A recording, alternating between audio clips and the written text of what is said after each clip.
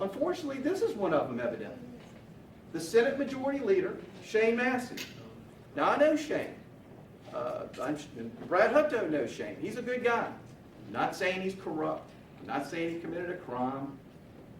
But I am saying that he should be with us on judicial reform, and he knows better. What upset me about the Majority Leader, Mr. Massey, is when we had that press conference and that bipartisan support for judicial reform, he was attributed to saying he appeared satisfied with the current method in which we choose our judges.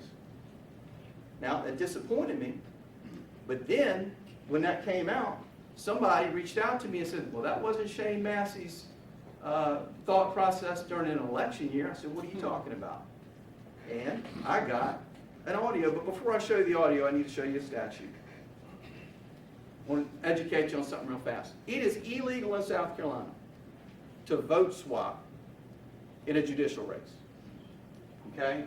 It is illegal for any member of the General Assembly to trade anything of value, including pledges to vote for legislation or other candidates in a judicial office race. So you can't, Russell Ott can't go up to Joe White and say, hey, you vote for my agriculture bill to help Calhoun County, I'll vote for your judge.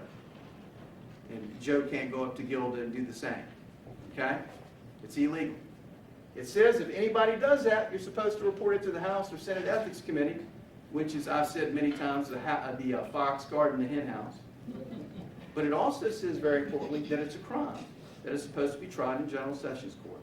And again, I'm not saying Shane Massey committed a crime, and he didn't, all right? But I want you to listen to how he felt about judicial reform back in April of 2020 when it was an election year before a primary.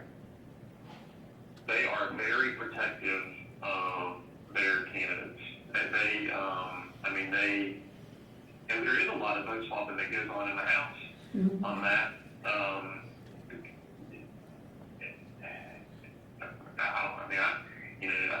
I don't like the way that goes down. But I don't know how you, that's a tough one to fix if you're going to have a legislature electing judges. Interesting. I mean, you actually use the term vote swapping. That's what's amazing to me. You have the right to remain silent, but I'll ask you, does vote swapping take place in judicial? I'm not aware of it. Okay.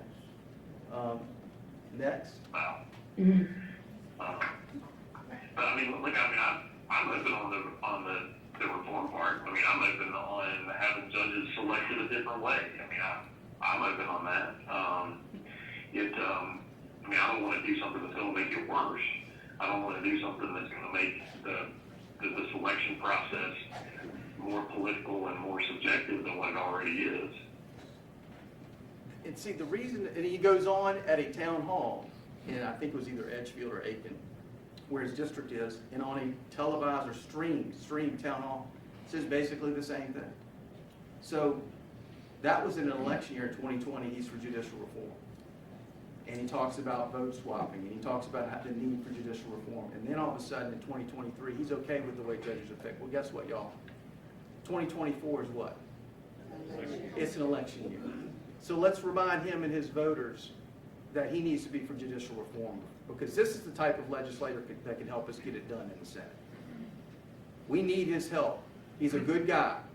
He needs to come back home and help us pass judicial reform. And to the voters of Aiken and Edgefield, I'm more than happy to come out there and talk to you about this as well, and about the JMSC.